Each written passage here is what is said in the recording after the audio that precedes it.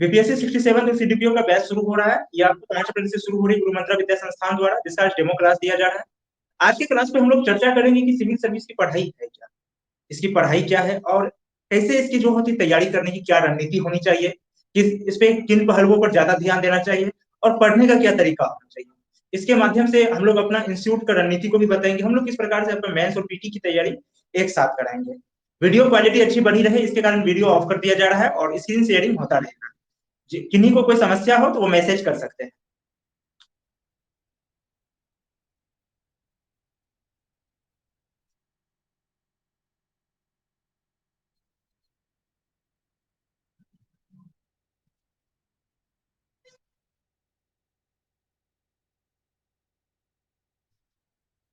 लोक सेवा आयोग, लोक सेवा आयोग जो कि किसी भी राज्य का या देश का, अगर देश के हिसाब से चले तो यूपीएससी, राज्य के हिसाब से चले तो जो राज्य लोक सेवा आयोग होते हैं, ये जो होते हैं सबसे इंपॉर्टेंट माने जाते हैं। उनका सर्वोच्च नौकरी अगर माना जाता है तो लोक सेवा आयोग को माना जाता है। वास्तव में इसको हम नौकरी नहीं मानते। अब ये क्यों नहीं मानते हैं आगे समझते हैं।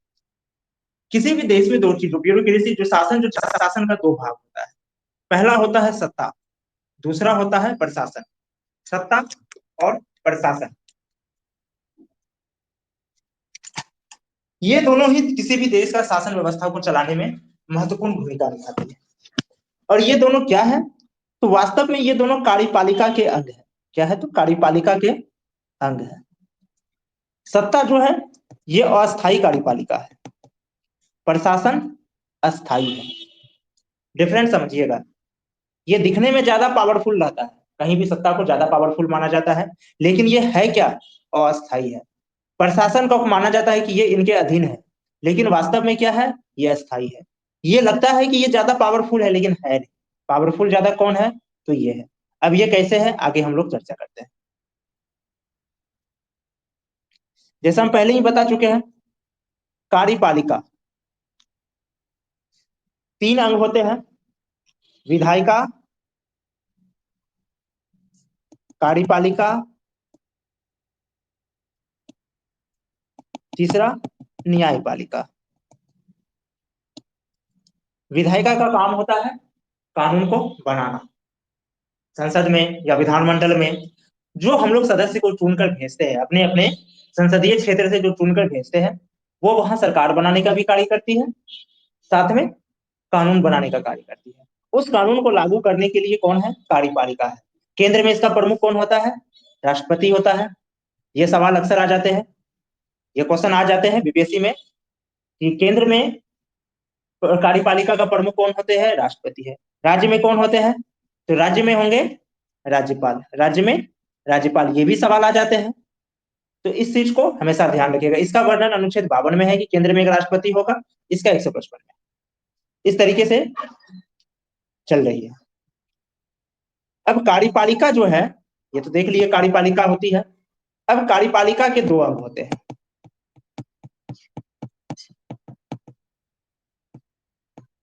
कार्यपालिका के भी दो भाग होते हैं। कौन कौन सा, अस्थाई और अस्थाई। अस्थाई से तात्पर्य है जिनका फिक्स है, और यही आते हैं लोक सेवा आयोग के माध्यम से। ये आते हैं लोक सेवा के माध्यम से, जिनका काम होता है प्रशासन को चलाना, और यही प्रशासनिक अधिकारी बनते हैं जिनके लिए लोक सेवा आयोग, केंद्र का जो लोक सेवा आयोग है यूपीएससी, और राज्य का राज्य लोक सेवा आयोग, जैसे बिहार का बीपीएससी, झारखंड के लिए झारखंड लोक सेवा आयोग जिसको जेपीएससी कहते हैं, उत्तर प्रदेश के लिए उत्तर प्रदेश लोक सेवा आयोग जिसको यूपीपीएससी कहते हैं। अलग अलग सबका अपना है। अस्थाई और अस्थाई ये दोनों चल रहा है। अब अस्थाई कौन हो गए, तो जो सत्ता में है, जिनको कि 5 साल के बाद, कभी कभी उससे पहले भी हटा दिया जाता है। पहले भी कभी हट जाते हैं, पहले नहीं भी हटे हैं तो 5 साल में डेफिनेट है कि वो हट जाएगा। ये अलग बात है कि दोबारा वो भी चुना जा सकता है, लेकिन जरूरी नहीं है कि स्वरूप वही हो।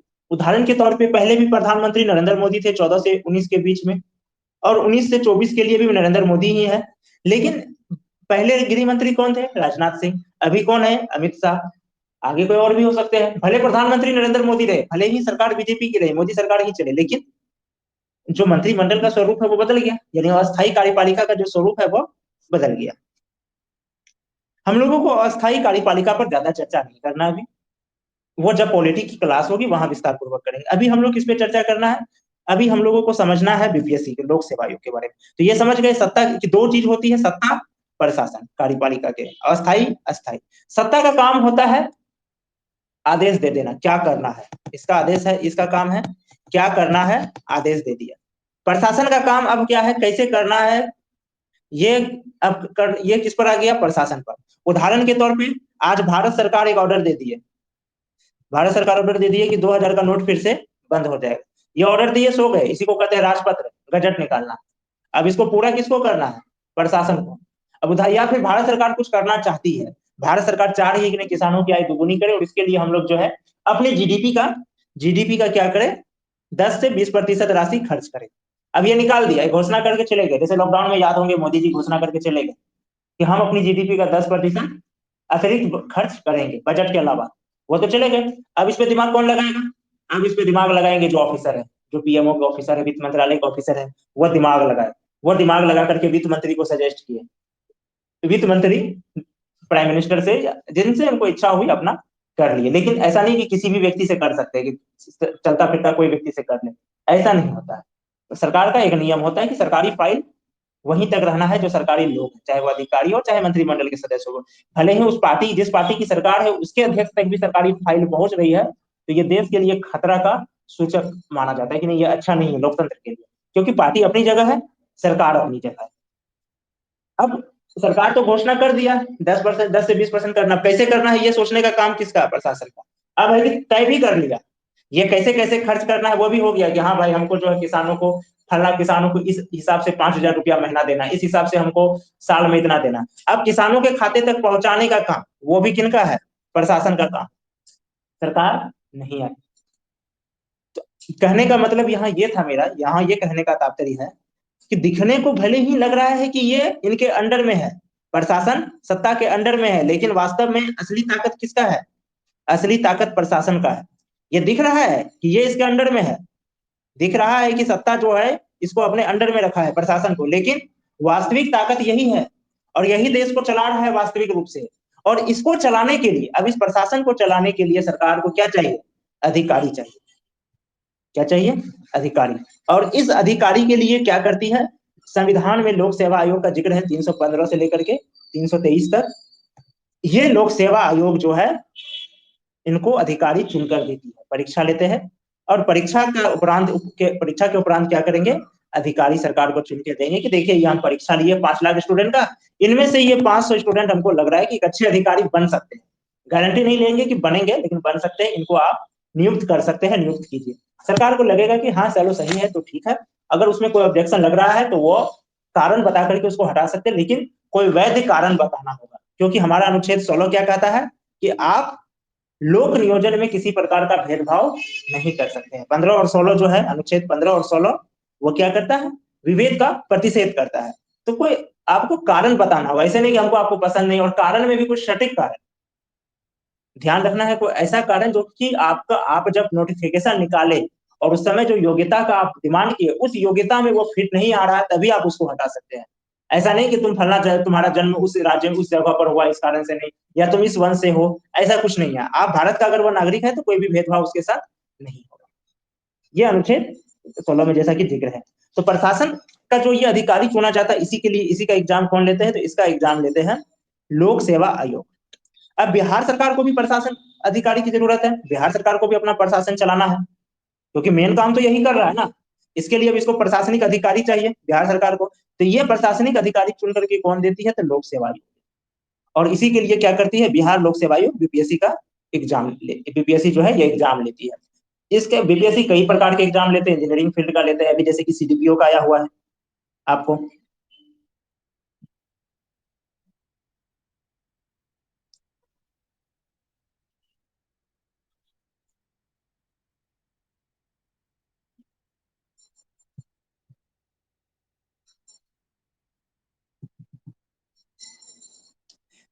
अभी सीडीपीओ का जॉब आया हुआ है, अभी कुछ दिन बाद बीपीएससी 66 का मेंस होगा, उसी प्रकार 67 का फिर आएगा। और भी कई एग्जाम लेते हैं, इंजीनियरिंग फील्ड से भी लेते हैं। अलग अलग जैसे जैसे सरकार डिमांड करती है उस हिसाब से एग्जाम लेते हैं। जज का अलग से लेते हैं, सीजीए जिसको कहते हैं। सबका अपना बीपीएससी एग्जाम लेती है और सबका अपना एक उसका सिलेबस बना हुआ, उस सिलेबस के हिसाब से एग्जाम लेती है। अब बीपीएससी का एग्जाम लेने का 3 चरण होते हैं, सबको पता है, पीटी, मेंस, इंटरव्यू। ये तो सब जानते हैं कि पीटी, मेंस, इंटरव्यू होता है, लेकिन ये है क्या वास्तव में? क्या है वास्तव में पीटी का मतलब? स्टूडेंट क्या समझते हैं? पीटी का मतलब है कि वहां पर वन लाइनर, वहां पर जाना है, एक क्वेश्चन देगा, इस एक क्वेश्चन में 4 ऑप्शन रहेंगे, इन चार, सॉरी अब 5 हो गए, 5 ऑप्शन होंगे बीपीएससी में, इनमें से कोई एक ऑप्शन को टिक लगाना है। लेकिन पीटी सिर्फ यही तक नहीं है। मेंस के बारे में ज्यादातर विद्यार्थी क्या सोचते हैं कि यहाँ पर क्वेश्चन क्या होगा, जो यहाँ पर जैसे टिक लगाना था, यानी बबल्स को भरना था, ऑब्जेक्टिव था, यहाँ पर इसको क्या है, लिखना है, लंबा लंबा उत्तर लिखना है, ये सोचता है सिर्फ लिखने तक है। इंटरव्यू, सवाल पूछा जाएगा, उसका जवाब देना है, जवाब सही से दिए तो ठीक है, नहीं दिए, गलत जवाब दे दिए तो नहीं, छाट दिया जाएगा। जबकि ऐसा कोई बात नहीं। अधिकांश स्टूडेंट इंटरव्यू में जाते हैं सिर्फ हड़बड़ा करके, हड़बड़ाहट के कारण अपना इंटरव्यू खराब कर देते हैं। जबकि जनरली इंटरव्यू में एवरेज मार्किंग सब ही सबको किया जाता है। और वहां पर सिर्फ क्या है कि आपको ज्यादा स्मार्टनेस नहीं दिखाना है और हड़बड़ाना नहीं है। आपको जवाब नहीं आता है, सिंपल सॉरी सर बोलते हुए निकल जाइए, आपको कोई ये परेशानी नहीं है इसमें। हम लोग अब पहले पीटी के बारे में समझते हैं कि पीटी क्या है, फिर मेंस और इंटरव्यू समझते हैं। पीटी में आपके ज्ञान को जांच किया जाता है, ज्ञान को जांचना। आप कितने ज्ञानी हैं, आप कितने पढ़े, आपके अंदर कितना नॉलेज है, कितनी गहरा, इससे पढ़े, इसको जांच किया जाता है। अब जब ज्ञान को जांच कर लिया, 5 लाख स्टूडेंट बैठा, अब इनमें से मान के चलिए 500 सीट है, 5,000 स्टूडेंट, कितना, 5,000 स्टूडेंट, सीट टोटल कितना है, ध्यान रखिएगा, 500। 5,000 स्टूडेंट को मेंस के लिए सेलेक्ट किया। अब ये 5,000 स्टूडेंट में बहुत स्टूडेंट ऐसे होते हैं जिनको लगता है कि अब कुछ नहीं है, मेंस क्या है, तो जैसे इंटर में, ग्रेजुएशन में लिखते थे, क्वेश्चन आता था, लिखते थे लंबा लंबा उत्तर, लिख देना है। अगर ऐसा कोई भी सोच रहे हैं तो समझ लीजिए कि आप अपनी वहां पे कुल्हाड़ी मारने की तैयारी की है। इंटर ग्रेजुएशन अलग चीज होता है, वहां पर सिर्फ आपको मार्क्स उठाना है। दोनों में एक अंतर को समझिए। आप इंटर में है, कोई स्टूडेंट जैसे एक अंतर समझिएगा, यहाँ पर ही समझा रहे हैं।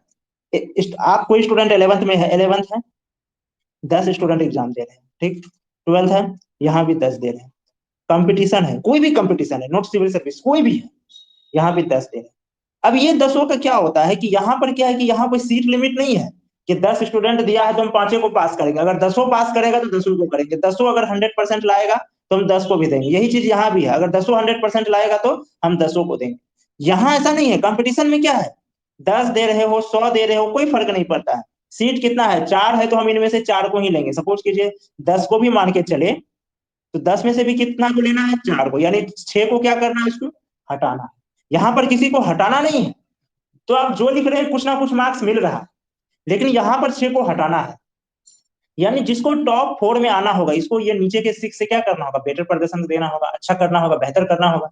अब ये बेहतर करने के लिए आपको, ये जो बेहतर करना है, इसके लिए आपको क्या करना होगा, इन 6 से अच्छा लिखना होगा। लिखिए, लिखेगा ये भी सही, क्यों सही लिखेगा, क्योंकि ये जो भी 10 बैठ रहे हैं, समझिए, ये जो 5,000 स्टूडेंट मेंस में बैठ रहे हैं, ये 5 लाख से छट कर आए हैं, यानी कि 4.5 लाख को हटा करके आया है ये 5,000, सर 4.5 लाख कर रहे हैं, 4,95,000 को, 4,95,000 को क्या किया है, ये हटा करके तब ये मेंस में बैठा है। तो यानी 4,95,000 को जो स्टूडेंट हटाया है वो बुद्धू तो होगा नहीं, मूर्ख भी नहीं होगा। इतना स्टूडेंट को हटाने का मतलब इसमें कुछ ना कुछ विशेष बात है। तो अब ये मेंस में आपका नॉलेज चेक नहीं करेगा, तो इसलिए यहाँ पर सिर्फ मार्क्स उठाने वाली बात नहीं है कि अपना नॉलेज दिखाए, जो भी मार्क्स लिए चला। यहाँ पर क्या है, आपको ये 6 से बेटर करना होगा, यानी कि आपका जो बगल वाला सीट में जो स्टूडेंट बैठेगा, यानी 5,000 में जो बाकी के 4,999 स्टूडेंट है, इससे बेटर आपको लिखना है। और इससे बेटर लिखने के क्या करना होगा, आपको अपना नॉलेज के साथ साथ उसका विजन भी दिखाना होगा, नॉलेज का विजन भी दिखाना होगा। पीटी में क्या है, समझिए, पीटी में सिर्फ नॉलेज दिखाना है, लेकिन मेंस में आपको नॉलेज के साथ साथ विजन भी दिखाना है। आप क्या सोचते हैं, उदाहरण के लिए एक बता रहे हैं आपको, चंपारण सत्याग्रह सभी कोई पढ़े होंगे, चंपारण सत्याग्रह हर कोई पढ़े हैं। आपको ग्रेजुएशन में, इंटर में, कहीं भी चंपारण सत्याग्रह को लेके क्वेश्चन आया, सपोज कीजिए 12th में आ गया था, आप जब ग्रेजुएशन में थे तभी आ गया था, आप सिंपल आंसर लिख के आ रहे हैं, रटा रटाया आंसर। चंपारण सत्याग्रह बिहार के चंपारण जिले में हुआ था, राजकुमार शुक्ला ने गांधी जी को न्योता दिया था, 3 कठिया पद्धति पर हुआ था, तीन कठिया पद्धति के विरोध पर हुआ था, सॉरी, तीन कठिया पर भी डिटेल कर दिए थोड़ा सा, नील का खेती वाला भी थोड़ा डिटेल कर दिए, अंग्रेज क्यों जबरदस्ती करवाते थे खेती, ये भी डिटेल कर दिए, गांधी जी आए, उनको कौन कौन सपोर्ट किए, डिटेल कर दिए। फिर आप क्या कर रहे हैं, गांधी जी के सपोर्ट के डिटेल कौन कौन किया, ये किया। अब आप उस पर लास्ट कर दिए, ये सब हुआ, उसमें गांधी जी सफल हुए। ये आप 12th में लिखे, मार्क्स मिल जाएगा, ग्रेजुएशन में लिखे, मिल जाएगा, मेंस में भी लिखेंगे अगर तो मार्क्स मिल जाएगा। ऐसा नहीं है कि मार्क्स नहीं मिलेगा, लेकिन इतना बेटर मार्क्स शायद नहीं मिलेगा कि आप सिविल सर्विस के इंटरव्यू तक फिर पहुंच सके। या सपोज कीजिए आप इंटरव्यू तक पहुंच गए, लेकिन आप बहुत लोअर मार्क्स में है, एकदम न्यूनतम पॉइंट में है, सपोज कीजिए एकदम 5 नंबर मिला है, इंटरव्यू में भी आपको उसी तरीके से मिला। अब क्या हुआ, आप क्योंकि इंटरव्यू में भी तो 1000 स्टूडेंट जाएगा, 500 सीट है, इंटरव्यू में 1500 गया, तो 1000 को तो यहाँ भी छांटना है। तो आपका पता चला कि ये 1000 में आप शामिल हो गए, 500 में शामिल नहीं हो पाए। इंटरव्यू में भी 1500 स्टूडेंट बैठ रहे हैं, तो 500 को तो उसको लेना है, 1000 को तो उसको छांट देना है। अब 1000 में कौन आएगा, तो हो सकता है वह आप आ जाओ, अगर आप इस हिसाब से जैसे 12th और ग्रेजुएशन में लिखे हैं वैसे अगर आप मेंस को लिख रहे हैं, तो हो सकता है कि ये 1000 में आप आ जाओ। तो अब यहाँ पर क्या जरूरी है, यहाँ जरूरी होता है कि हम आंसर को तरीके से लिखें। तरीके से क्या लिखें, हम इसमें विजन को दिखाएं। नॉलेज तो सब दिखा ही रहा है, अब इसमें हम विजन को दिखा रहे हैं कि भाई हम चंपारण सत्याग्रह को क्या मान रहे हैं। अब जैसे एक विजन क्या दिखाए, सपोज कीजिए कि यहाँ किसान लोग एकजुट होकर के आए, पहली बार किसान लोग एकजुट हुए, इसके बहाने किसान लोग एकजुट हुए।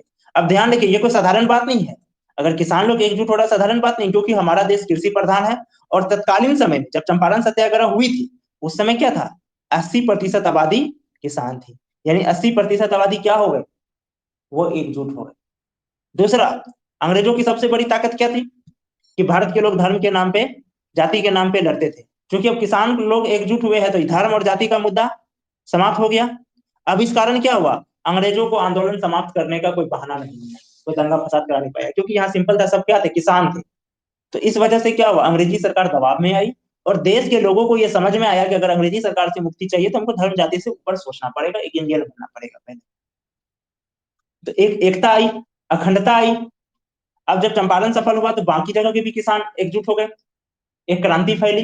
तो ये विजन दिखा रहे अपना कि भाई ये क्या किया, चंपारण सत्याग्रह से क्या हुआ, देश की आजादी को, की लड़ाई को एक नया मोड़ मिला। क्यों मिला, क्योंकि पहली बार जो है किसान लोग एकजुट हुए, यानी 80% लोग, लगभग पूरी 80% नहीं हुए लेकिन लगभग हुए, यानी कि अधिकांश आबादी हो गए, एकजुट हो गए।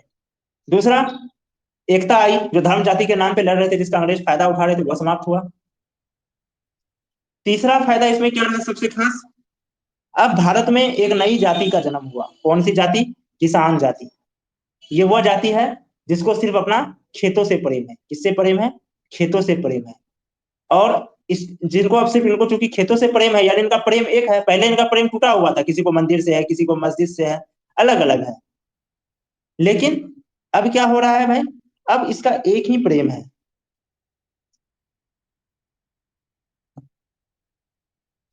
अब इनका एक ही प्रेम है, किससे, खेतों से, अपनी किसानी से। यानी अब इसको धर्म जाति के नाम पे तोड़ना क्या है, मुश्किल है, नामुमकिन तो नहीं कहेंगे, लेकिन अंग्रेजी सरकार के लिए क्या हो गया, मुश्किल हो गया। यहीं से क्या हुआ, चंपारण सत्याग्रह को, देश की आजादी को क्या किया, एक नई राह दिया कि भाई आपको अगर अंग्रेजों से लड़ना है तो पहले एक हो, और धर्म जाति का जो झगड़ा है इसको तोड़ो, और अपना पेशे को पकड़ो। एक ये भी हुआ कि जो हमारा पेशा था, अपनी संस्कृति, उसको भी पकड़ो, उसको पकड़ेंगे तभी हम लोग एक हो पाएंगे, और तभी हम इनको हरा पाएंगे। तो ये होता, यही है विजन। विजन यही है। हो सकता है आप लोगों के पास और भी विजन आए, जब आप लोग इस पे स्टडी करेंगे, गहराई से स्टडी करेंगे, 3-4 राइटर का बुक पढ़ेंगे, और विजन आए, ये हम शॉर्टकट में एक बताए। तो सिविल सर्विस में आपको यही विजन दिखाना है। वहां पर वहां पर आपको नॉलेज नहीं दिखाना है, मेंस में आपका नॉलेज चेक करेगा ही नहीं, यहाँ आपको विजन दिखाना है, सिर्फ विजन दिखाना है। क्योंकि चेक करने वाले को पता है कि जो स्टूडेंट पीटी करके आया है, यानी 4,95,000 को स्टूडेंट को हटा करके, इसको हटा करके तब ये 5,000 स्टूडेंट में अपना स्थान बनाया है, तो इसका मतलब है कि उसमें नॉलेज का चेक करना कोई बेवकूफी है, कोई शक ही नहीं कि उसमें नॉलेज नहीं। लेकिन अब है कि नॉलेज होना अलग चीज है, और नॉलेज के प्रति विजन होना अलग चीज है। अब एक व्यक्ति रामायण देखता है, दूसरा भी देखता है, वो रामायण को किसी और नजरिए से देखता है, दूसरा कोई और नजरिए से देखता है। कोई रामायण देखता है वो राम को सही मानता है, कोई रामायण देखता है कहता ना ना रावण महान था, अपनी बहन के लिए मृत्यु, भगवान से टकरा गया, मृत्यु से टकरा गया। अपना अपना क्या है, विजन है। कोई एक मूवी देखता है, वो क्या कहता है, नहीं, सही किया। वहां पर जो है सही किया था। हीरो को ऐसे ही हथियार उठा लेना चाहिए। कोई उसी मूवी को देख के कहता है एक सबक क्या लेते नहीं, ऐसे अगर हथियार उठाने लगे तो उससे क्या होगा, समाज में फिर सिर्फ हिंसा ही हिंसा होगा। अपना अपना मूवी दोनों ही देखा है, लेकिन विजन चेंज हो गया। तो आपका यही विजन देख रहे हैं। अब मेंस में क्या है, बीपीएससी का मेन उद्देश्य होता है आपका नॉलेज के साथ साथ, इसका मतलब ये मत समझिए कि आपका नॉलेज चेक नहीं करेगा, कि आप गलत तथ्य भी लिख के आ गए, आप पूछे देश का आजादी का 15 अगस्त की जगह 14 अगस्त लिख के आ गए तो वो आपको इग्नोर कर देगा, ऐसा गलत फहमी ना रखें। लेकिन वहां पर अब क्या है, विजन नॉलेज के साथ साथ विजन भी जुड़ चुका है, कि अब आपका विजन भी देखा जाएगा। अब ये सब हो गया। इसके बाद आता है, अब जब आप मान के चलिए यहाँ बैठा कितना, 5 लाख, ठीक, 5 लाख बैठा। अब क्या है, इनमें से 5,000 मेंस के लिए गया, कितना गया, मेंस के लिए 5,000 गया, ठीक, यानी 4,95,000 क्या हो गया, आउट हो गया। सोचिए कितना आपको फाइट करना है। जैसे इसी बार 2.5 से 3 लाख बैठा है, रिजल्ट कितना देगा, मैक्सिमम 10,000। तो सोचिए कितना स्टूडेंट को मैनेज करना पड़ेगा आपको। अब इनमें से फिर सभी इंटरव्यू तो नहीं जाएगा, ज्यादा से ज्यादा जाएगा 1,500, 1,000 फिर आउट होगा। तो यहाँ थोड़ा कम दिक्कत होता है, लेकिन यहाँ एक बड़ी राशि में स्टूडेंट आउट होता है, इसलिए यहाँ पे झमेला थोड़ा ज्यादा लगता है। लेकिन मेंस के बाद झमेला कम लगता है, क्योंकि स्टूडेंट कम हो जाता है। अब 1,000 स्टूडेंट छटेगा, यानी 500 ही जाएगा। अब आपको इस 500 के बीच में स्थान बनाना है। तो यहाँ पर अब क्या होगा, अब आपका ये कैसे बनाएगा, 1,000 को कैसे छांटेगा, इंटरव्यू के माध्यम से, इसको इंटरव्यू के माध्यम से हटा। अब इस तो यहाँ पर आपका क्या करेगा, इंटरव्यू में आपका आईक्यू चेक करेगा। यहाँ पर नॉलेज विजन तो चेक कर ही रहा है, ध्यान रखिएगा, नॉलेज और विजन तो चेक करेगा ही, साथ में आपका आईक्यू चेक करेगा, मैनर्स चेक करेगा, आपका रिएक्शन चेक करेगा। वहां जानबूझ करके आपको कुछ भड़काऊ सवाल पूछेंगे, आपका रिएक्शन चेक करने के लिए। कल आप पब्लिक के बीच में गए, कल आप अधिकारी बने, कहीं दंगा हो रहा है, आपको सरकार भेजी कि जाओ दंगा शांत करो, आप गए दंगा शांत कराने। अब पता चला वहां जान करके भी नेता सब जो है आपको कुछ जानबूझ करके कुछ कड़वी बात बोल दिया। अब पता चला कि अब दंगा शांत करने गए, 10-12 एनकाउंटर करके आ गए, और दंगा भयंकर हो गया। तो ये सब चीजों की जांच की जाती है, क्योंकि प्रशासनिक अधिकारी है, वो छोटा मोटा पद नहीं है। पहले ही हम बता चुके हैं ये क्या है, प्रशासन जो है, प्रशासनिक अधिकारी क्या है, तो ये देश की अस्थायी कार्यपालिका है। वास्तव में देश यही लोग चलाता है, भले ही दिखने को लगता है कि चला कौन रहा है जो सत्ता में बैठे, लेकिन वास्तव में ये लोग चला रहा है।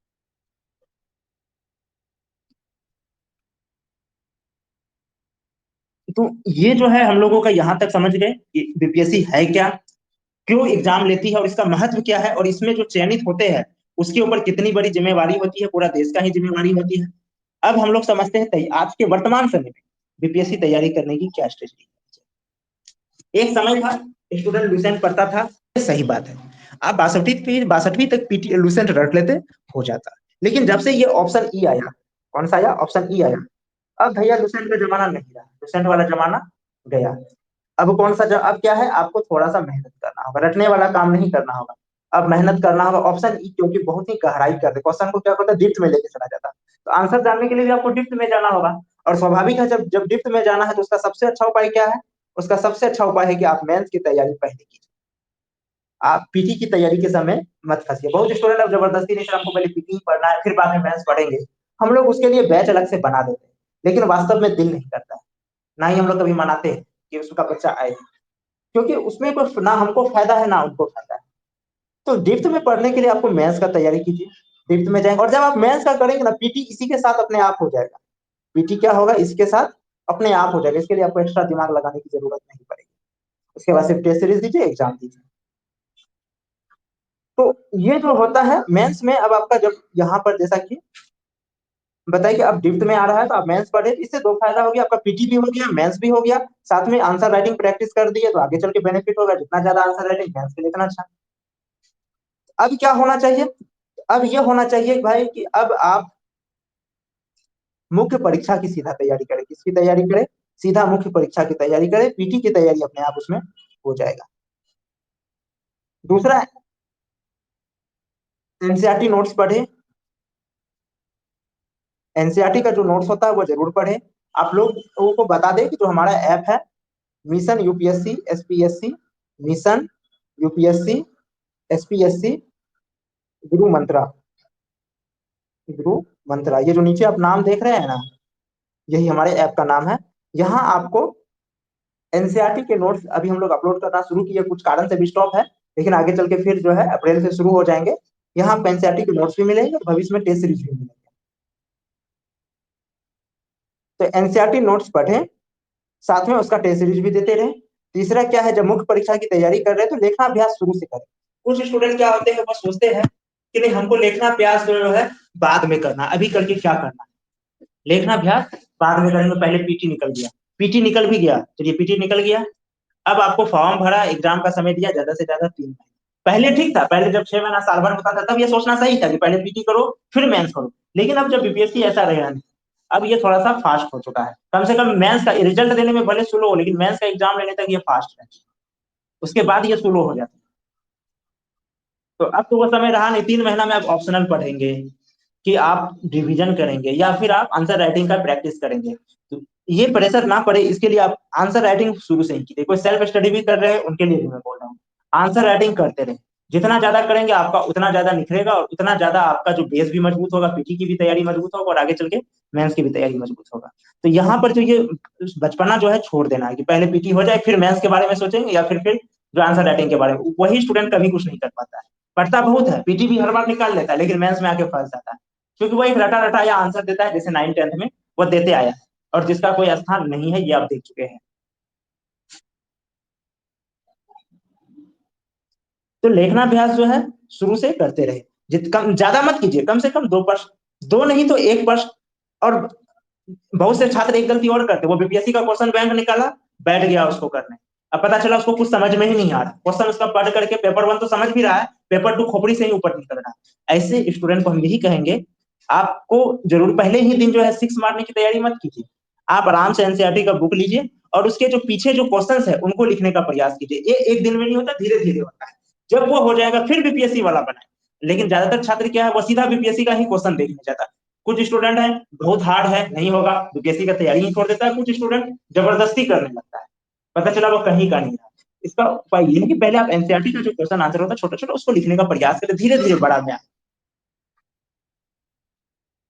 इसके अलावा टेस्ट सीरीज देते रहे, क्योंकि रिवीजन जो होता है वो सबसे बेस्ट स्टडी होता है।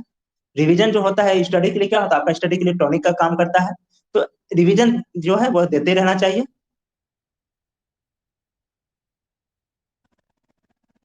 तो कुल मिलाकर के नियम ये है बीपीएससी का, वास्तविकता में भले स्टूडेंट अपना अपना अलग तरीका रखता है। मेंस का तैयारी शुरू कीजिए, ना कि पीटी का। मेंस का किए, पीटी इसके साथ अपने आप हो गया। आंसर राइटिंग डेली करते रहिए, डेली कीजिए, एक ही क्वेश्चन सही कीजिए, चाहे छोटा क्वेश्चन पर 3 क्लास का क्वेश्चन लिखिए, लेकिन लिखिए। तीसरा, आप जो है रिवीजन इसमें करते रहे, टेस्ट सीरीज देते रहे, रिवीजन भी करते रहे, टेस्ट सीरीज भी देते रहे। इससे आपका बेस भी मजबूत होगा, धीरे धीरे पीटी भी हो गया। एक तो मेंस का पढ़ाई की पीटी हो ही गया, साथ में टेस्ट सीरीज देने से जो बचा कुचा रहा वहां, वो भी पूरा हो गया। और जब एग्जाम का नोटिफिकेशन आ जाए, जिस दिन एग्जाम का नोटिफिकेशन आया, नोटिस आया, अब पढ़ने वाला की काम नहीं रहा, अभी क्या है, अब एग्जाम निकालना, उस दिन से प्रैक्टिस शुरू कर दीजिए। अब जमकर प्रैक्टिस कीजिए और टाइमिंग के साथ कीजिए कि हमको इतना क्वेश्चन 2 घंटा में बनाना है तो बनाना। और आयोग जो समय देती है, जैसे बीपीएससी में 2 घंटा देती है 150 क्वेश्चन के लिए, तो आपको 150 नहीं लेना, आपको जो है 150, सॉरी 2 घंटा नहीं लेना, आपको 100 मिनट ही लेना है। 150 क्वेश्चन के लिए आपको 100 मिनट ही यहाँ प्रैक्टिस करना। जब आप अपने से प्रैक्टिस कर रहे हैं एग्जाम हॉल से पहले रूम में, तो आपको ये कोशिश करना है ये 150 क्वेश्चन 100 मिनट में सॉल्व करना, ये कोशिश करते रहना। तो आपका यही है कि मेंस की तैयारी करें, पीटी खुद वकूफ हो जाएगा, आंसर राइटिंग करते रहे, और आंसर राइटिंग जितना ज्यादा करे तो हतोत्साहित ना हो कि आपको कम मार्क्स पे। वो धीरे धीरे होता है, जिनको बड़े क्वेश्चन समझ में नहीं आता वो छोटे क्वेश्चन से शुरू करे, फिर धीरे धीरे अपने आप बड़े क्वेश्चन होगा।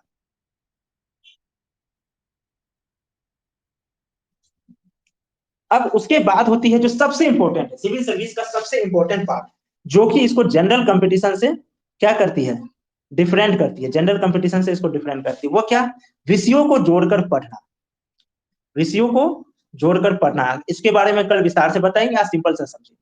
जनरल कंपटीशन में क्या होता है, पॉलिटी है, जैसे आप सपोज कीजिए 3 स्केल बनाइए, 11th है, जनरल कंपटीशन है, और सिविल सर्विस है, ठीक। 11th में क्या है, सब्जेक्ट को सिर्फ पढ़ लेना है, कोई सब्जेक्ट है पढ़ लेना है। जनरल में क्या है, सब्जेक्ट को थोड़ा गहराई से पढ़ना है, थोड़ा गहराई से पढ़ना है। सिविल सर्विस में चेंज हो जाता है, यहाँ गहराई से तो पढ़ना ही है, सिविल सर्विस एग्जामिनेशन में गहराई से तो पढ़ना ही है, एक दूसरे से जोड़ के भी पढ़ना है, एक दूसरे से जोड़ के भी पढ़ना, यानी पॉलिटी पढ़ रहे थे आपको इसको इकोनॉमी से जोड़ना है, इकोनॉमी पढ़ रहे थे इसको हिस्ट्री से जोड़ना है, हिस्ट्री पढ़ रहे हैं तो इसको ज्योग्राफी से जोड़ना, एक दूसरे से जोड़ना है, ज्योग्राफी को फिर इकोनॉमी से जोड़ना है। जब आप एक दूसरे से जोड़ेंगे तभी आपका क्या होगा, सिविल सर्विस के जैसा आंसर राइटिंग होगा।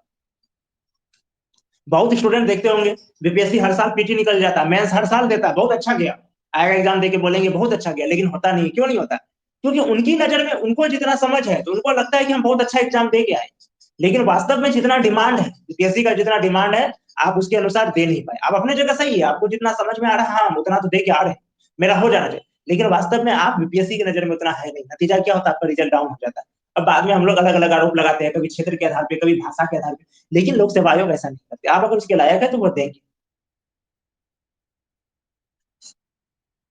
अब इसको ये जो हम बताए अभी कि सब्जेक्ट सिविल सर्विस में एक दूसरे से जोड़कर पढ़ना है, कल के क्लास में हम लोग कुछ प्रश्नों का उदाहरण लेके करेंगे, कैसे एक प्रश्न कुछ प्रश्नों का उदाहरण लेंगे और उसमें हम लोग चर्चा करेंगे कि कैसे पॉलिटी को एक ज्योग्राफी से, इन्वायरमेंट से, टैक्स से, इकोनॉमी से जोड़ दिया जाता है, कैसे हिस्ट्री को, आपको बता दें हिस्ट्री को साइंस टैक्स से जोड़ा जा सकता है, कैसे जोड़ा जाएगा। हम लोग कुछ प्रश्नों को एग्जाम्पल में लेंगे, उन्हीं के माध्यम से जो है कल के प्रश्न का, कल का जो होगा अभ्यास भी करेंगे और ये समझने की कोशिश करेंगे आंसर राइटिंग किस प्रकार करना है, आंसर राइटिंग में किन किन बातों पर ध्यान देना है और एक दूसरे के सब्जेक्ट से कैसे कनेक्ट करना है।